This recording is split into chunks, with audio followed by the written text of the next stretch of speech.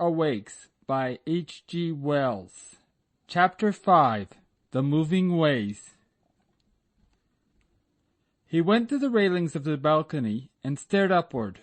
An exclamation of surprise at his appearance and the movements of a number of people came from the great area below. His first impression was of overwhelming architecture. The place into which he looked was an aisle of titanic buildings curving spaciously in either direction. Overhead, mighty cantilevers sprang together across the huge width of the place, and a tracery of translucent material shut out the sky. Gigantic globes of cool white light shamed the pale sunbeams that filtered down through the girders and wires. Here and there, a gossamer suspension bridge dotted with foot passengers flung across the chasm, and the air was webbed with slender cables.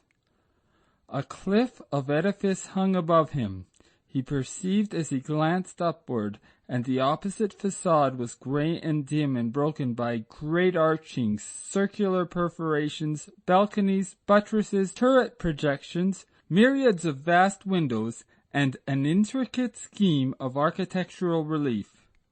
Athwart these ran inscriptions horizontally and obliquely in an unfamiliar lettering. Here and there, close to the roof, cables of a particular stoutness were fastened and drooped in a steep curve to circular openings on the opposite side of the space. And even as Graham noted these, a remote and tiny figure of a man, clad in pale blue, arrested his attention. This little figure was far overhead, across the space, beside the higher fastenings of one of these festoons, hanging forward from a little ledge of masonry and handling some well-nigh invisible strings dependent from the line. Then suddenly, with a swoop that sent Graham's heart into his mouth, this man had rushed down the curve and vanished through a round opening on the hither side of the way. Graham had been looking up as he came out upon the balcony, and the things he saw above and opposed to him had at first seized his attention to the exclusion of anything else. Then suddenly he discovered the roadway. It was not a roadway at all as Graham understood such things, for in the 19th century the only roads and streets were beaten tracks of motionless earth, jostling rivulets of vehicles between narrow footways. But this roadway was 300 feet across, and it moved. It moved, all save the middle, the lowest part. For a moment the motion dazzled his mind. Then he understood. Under the balcony, this extraordinary roadway ran swiftly to Graham's right, an endless flow rushing along as fast as a 19th century express train, an endless platform of narrow transverse overlapping slats with little interspaces that permitted it to follow the curvatures of the street. Upon it were seats, and here and there little kiosks, but they swept by too swiftly for him to see what might be therein. From this nearest and swiftest platform a series of others descended to the center of the space.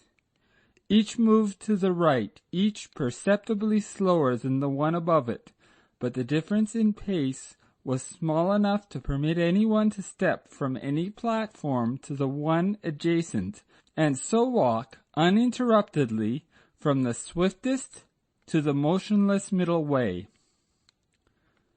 Beyond this middle way was another series of endless platforms rushing with varying pace to Graham's left, and seated in crowds upon the two widest and swiftest platforms, or stepping from one to another down the steps, or swarming over the central space, was an innumerable and wonderfully diversified multitude of people. "You must not stop here," shouted Howard suddenly at his side. "You must come away at once." Graham made no answer. He heard without hearing. The platforms ran with a roar and the people were shouting. He perceived women and girls with flowing hair, beautifully robed, with bands crossing between the breasts. These first came out of the confusion. Then he perceived that the dominant note in that kaleidoscope of costume was the pale blue that the tailor's boy had worn. He became aware of cries of, "The Sleeper! What has happened to the Sleeper?" And it seemed as though the rushing platforms before him were suddenly spattered with the pale buff of human faces, then still more thickly. He saw pointing fingers. He perceived that the motionless central area of this huge arcade just opposite to the balcony was densely crowded with blue-clad people. Some sort of struggle had sprung into life. People seemed to be pushed up the running platforms on either side and carried away against their will. They would spring off so soon as they were beyond the thick of the confusion and run back towards the conflict. "It is the Sleeper! Verily, it is the Sleeper!" shouted voices. "That is never the Sleeper!" shouted the others. More and more faces were turned to him. At the intervals along this central area, Graham noted openings, pits, apparently the heads of staircases going down with people ascending out of them and descending into them. The struggle, it seemed, centered about the one of these nearest to him. People were running down the moving platforms to this, leaping dexterously from platform to platform. The clustering people on the higher platforms seemed to divide their interest between this point and the balcony. A number of sturdy little figures clad in a uniform of bright red and working methodically together were employed, it seemed, in preventing access to this descending staircase. About them a crowd was rapidly accumulating. Their brilliant color contrasted vividly with the whitish blue of their antagonists, for the struggle was indisputable.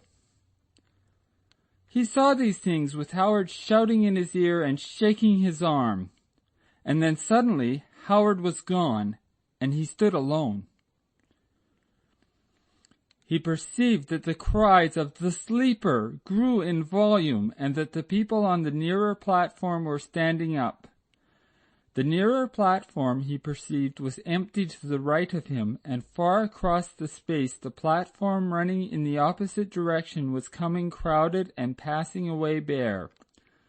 With incredible swiftness a vast crowd had gathered in the central space before his eyes, a dense swaying mass of people, and the shouts grew from a fitful crying to a voluminous, incessant clamor. "The Sleeper! The Sleeper!" and yells and cheers, a waving of garments and cries of "Stop the ways!" They were also crying another name strange to Graham. It sounded like Ostrog. The slower platforms were soon thick with active people, running against the movement so as to keep themselves opposite to him. "Stop the ways!" they cried. Agile figures ran up from the center to the swift road nearest to him, were borne rapidly past him, shouting strange, unintelligible things, and ran back obliquely to the central way.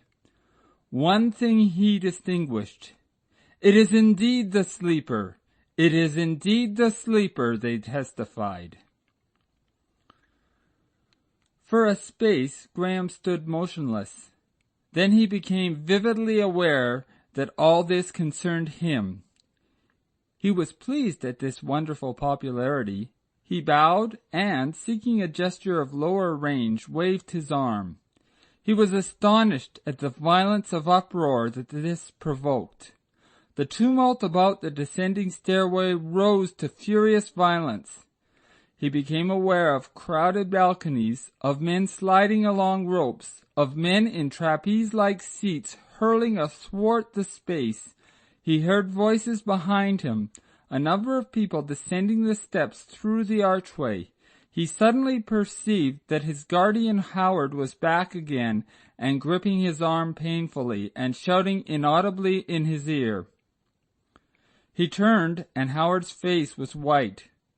"Come back," he heard. "They will stop the ways. The whole city will be in confusion."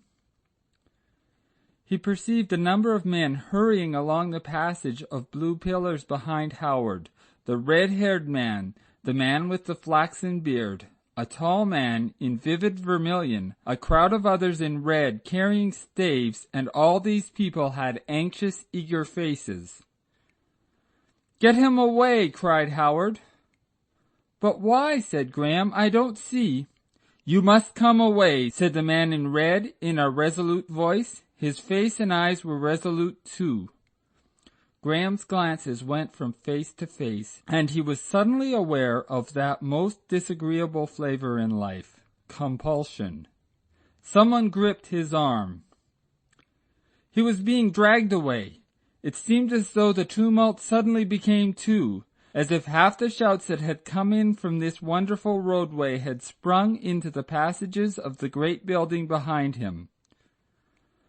Marveling and confused, feeling an impotent desire to resist, Graham was half led, half thrust along the passage of blue pillars, and suddenly he found himself alone with Howard in a lift and moving swiftly upward. End of Chapter 5. Recording by Sean McGahey. DuctTapeGuy.net